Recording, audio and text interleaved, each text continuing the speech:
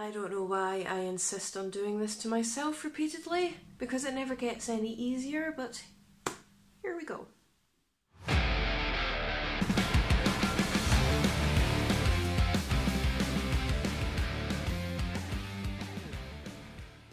Hello, how you doing? Welcome back to my channel. I'm here and it's not New Metal Monday, just for a wee change. I know I've just been putting those out for the last couple of weeks, just when I've been trying to find my footing when it comes to university, but I am slowly getting into the routine of things now, so hopefully I will get back to posting 2 videos every week like I was before, so if you just bear with me, I am getting there and normal videos will start to resume very, very soon. But today I'm doing an album ranking, one of which was requested by quite a lot of you a fair amount of time ago, so I'm doing it today.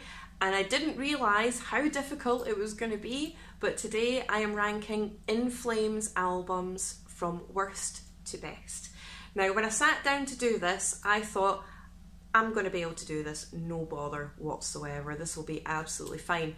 But my wee head keeps forgetting that they have 14 studio albums, and I like to listen to every single album back to back so I can put the ranking in order fresh. So it's not just something that I've been sitting on for absolutely ages. So I spent a fair amount of time listening to all 14 In Flames albums, and that was quite a journey, considering we all know that In Flames have their worst and they have their best, and there's not really much in between, you know? So I did find this particularly difficult, but hopefully I do it justice. So I'm just going to start jumping right into this because I have rambled on quite a lot at the beginning of this video, so let's just get on with it. So the first one I have on my list is Battles, the 12th studio album that was released in 2016.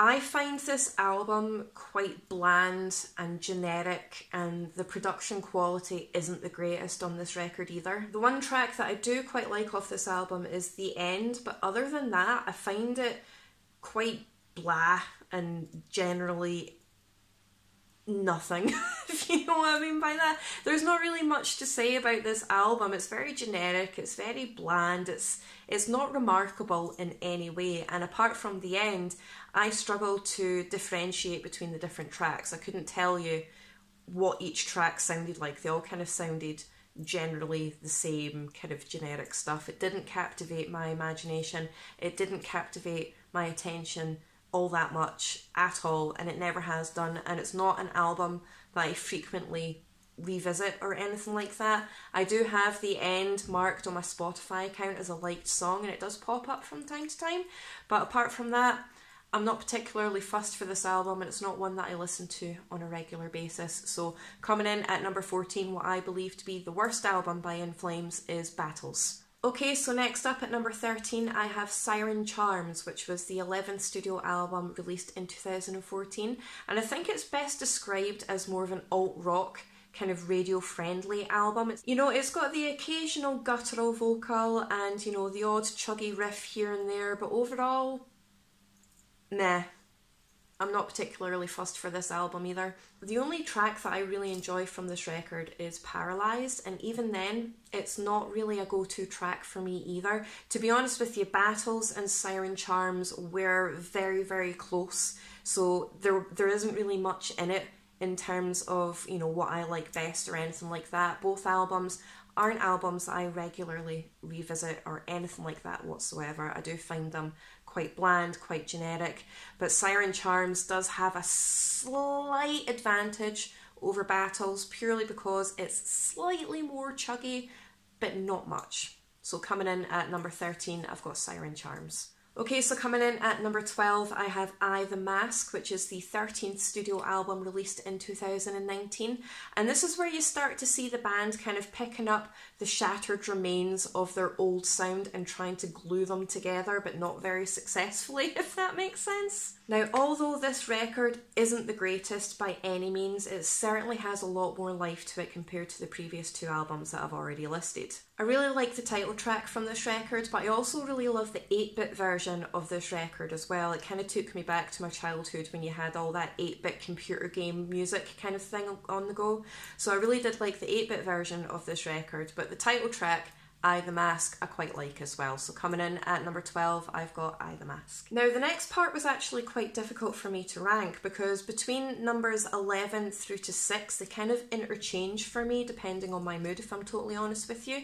The top 5 In Flames albums are an absolute no-brainer for me. That was super, super easy to do. But numbers 11 through to 6, I found that particularly difficult, and you know, they can change a little bit depending on how I'm feeling at the time.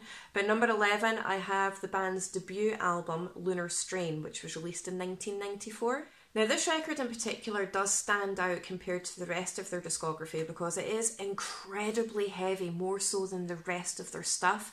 But not only are they trying to find their footing in the Swedish death metal and the melodeath scene, they also incorporate quite a lot of dark, black Scandinavian folk metal elements throughout this record as well. This is where my pronunciation comes into play, or lack thereof, to be honest with you, but this is the only record that doesn't feature Anders Fridén as the vocalist. It actually does feature Michael Steen from Dark Tranquillity. But after this record, they actually technically swapped positions because Anders was actually the vocalist for Dark Tranquillity and Michael was the vocalist for In Flames, so they kind of swapped positions and it's been like that ever since. I know my pronunciation is terrible.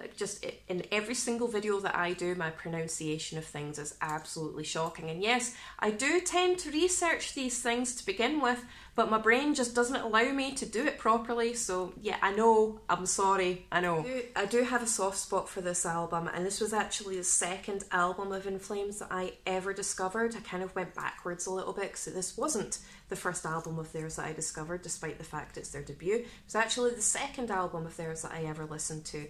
But Dreamscape, Everlast 2, Clad in Shadows, In Flames, Behind Space, I love these tracks off this record, and it kind of breaks my heart a little bit to rank it so low, but compared to other albums in their discography, I don't really have much of a choice in the matter, personally speaking. So number 11, I've got Lunar Strain. Okay, next up at number 10, I've got Sense of Purpose, which is the 9th studio album released in 2008. Okay, so this was actually the very last record to feature the founding guitarist and the last original member of In Flames, Jesper Stromblad, and I have no idea if I'm pronouncing that correctly. Probably not. I know. Like I said, I look these things up, but my brain just won't do it. It just won't do it. Now, like a lot of records in In Flames' discography, this split opinion within the fan base, and it is more melancholy and melodically inclined compared to their previous works. But unlike the first couple of records that I've listed, it has more than one track that's very good on it. Disconnected, Alias, The Chosen Pessimist, these are great tracks off this album. So coming in at number 10, I have Sense of Purpose. Okay, so coming in at number 9, I have Sounds of a Playground Fading, which is the 10th studio album from the band that was released in 2011. Now this record has more of a really dark, gothic groove kind of feel to it, both in the music and the album artwork. And I think this was actually a very pivotal point for the band as well, considering it was the very first record to be released without Jesper Stromblad at the musical helm, and I think that his musical influence is definitely missing on this record. It does have its strong points, don't get me wrong, but there is a distinct difference in tone, in vibe, because he's not in the band anymore. However, I do quite like this album. It's not a terrible album, but it's also not the greatest album. Nevertheless, it does have a few tracks on here that I really, really enjoy. The title track, Deliver Us, The Puzzle, Where the Dead Ships Dwell, I really like these tracks of this album. So coming in at number 9, I have Sounds of a Playground Fading. Okay, so coming in at number 8, I have Soundtrack to Your Escape, which is the 7th studio album released in 2004. This is definitely one of the band's darker albums, and they also experimented a lot with the synthy element throughout this record. You know, the riffage kind of took on a more of a metalcore edge in this record, and the new metal kind of elements really did split fan opinion, as most of their records have. But do you know what? It still retains that epic chugging style and a lot of that really brutal guttural vocal ability, and I quite like this record. The Quiet Place just so happens to be one of my favourite ever tracks by In Flames, and when I went to see them live at Hellfest earlier on this year, I was very, very happy that they played that. So The Quiet Place, Dead Alone, Like You Better Dead, My Sweet Sorrow, Borders and Shading, I really like these tracks off this record. So coming in at number 8, I have Soundtrack to Your Escape. Okay, so next up on my list at number 7, I have Come Clarity, which is the 8th studio album released in 2006,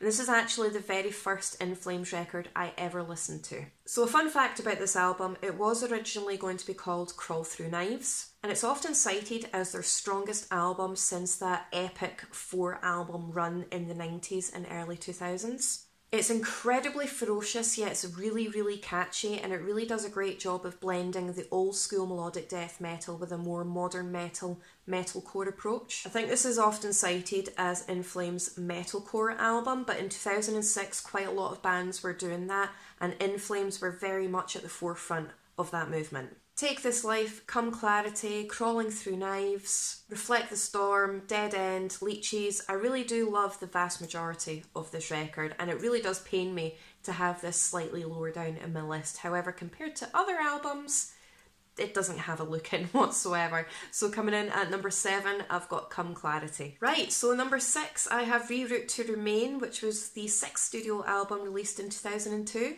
So again, this is definitely a more accessible record, especially compared to the 4 albums that came before it in their discography, where they decided to take more of a radio-friendly kind of accessible route. There's definitely a heavier synth presence throughout this entire record, and for the time it definitely took a modern approach. This definitely took a distinct deviation away from the Swedish melodic death metal sound, especially the Gothenburg sound that the band were well known for at the time, and I think that simultaneously annoyed old school fans, but also gained them a lot of eager new fans in the process. System, Trigger, Cloud Connected is an absolutely iconic track. Free Fall, these are my favourite tracks of this record. So coming in at number 6, I have Reroute to Remain. Okay, so my top 5 In Flames albums, here we go. We all know that those 4 very special records were going to be in my top 5, but what is number 5? It's Forgone, which is the 14th studio album from the band that was released this year. I absolutely loved this record. You know, it's here that the band really start to rediscover that great combination between thunderous melodic death metal and really catchy hooks. The power and the energy behind this record is absolutely amazing, but it can also get quite emotive in parts as well. You know, it has enough of that old school Gothenburg melodic death metal sound to make old fans happy, but it also continues on their evolution of their sound with that more modern approach as well to keep new fans happy too. So I do think that this has achieved that perfect balance. Now don't get me wrong, it's nowhere near as strong as their big 4 albums that I'm about to list, but nevertheless it is certainly a lot stronger than any of the albums that they've released since 2006 Come Clarity. State of Slow Decay, Meet Your Maker, Bleeding Out, A Dialogue in B flat minor. I love this album and those are my favourite tracks of this record. So coming in at number 5, I have Forgone. Okay, so I'm just going to get on with this because this video will end up going for absolutely ages, but number 4, I have Horal, which is the 3rd studio album released in 1997. So this record is actually a concept record which centres around the past, present and future of planet Earth and mankind. And it also centres around the rise and fall of society thanks to an apocalyptic event. But the record itself is incredibly aggressive, full of really epic heavy riffage. The solos are absolutely everywhere, the energy is crushing, but it definitely has its surprising moments with Jester Script Transfigured, which is kind of like a ballad on the record, and the cover of Depeche Mode's Everything Counts. So despite the fact the vast majority of the record is incredibly aggressive, very fast paced and very, very in your face, those last tracks that are a lot softer, it somehow still fits. Dialogue with the Stars, The Hive, Jester Script Transfigured, and Worlds Within the Margin are my favourite tracks of this record. But yes, coming in at number 4, I have Horal. Okay, so coming in at number 3, I have the Jester Race, which was the 2nd studio album released in 1996. So this was the very first album to feature Anders Frieden, pronunciation, I know, I'm sorry,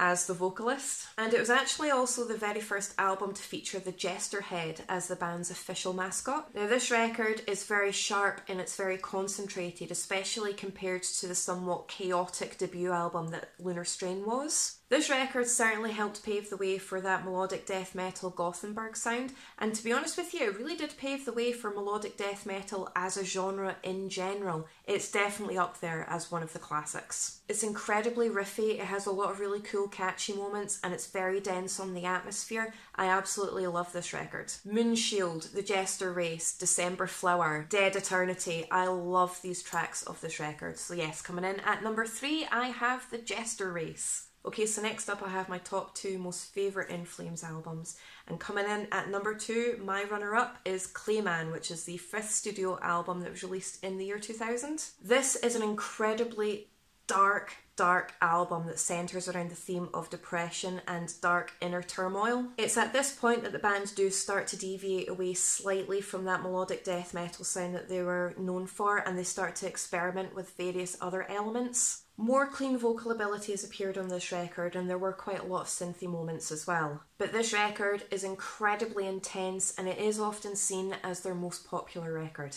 I do have a soft spot for this particular album artwork because it is based off the Leonardo da Vinci's The Vitruvian Man, which was dated around about 1490, and Leonardo da Vinci is my all-time favourite artist, so I was very naturally drawn to this album artwork because I instantly recognised it for what it was based off. Bullet Ride, Pinball Map, Only for the Weak, World of Promises, I absolutely adore this record. So yes, coming in at number 2, I have Clayman. Which can mean only one thing. Yes, my number 1, what I believe to be the best In Flames album that they have ever made, is their 4th studio album, Colony, which was released in 1999. So the theme of this record centres around religion, society and spirituality in various different aspects. Now for me personally, this record is an absolute masterpiece of melodic death metal from beginning to end. There is not one track of this record that I dislike. It is absolutely flawless in my opinion, and one of my all-time favourite albums in general.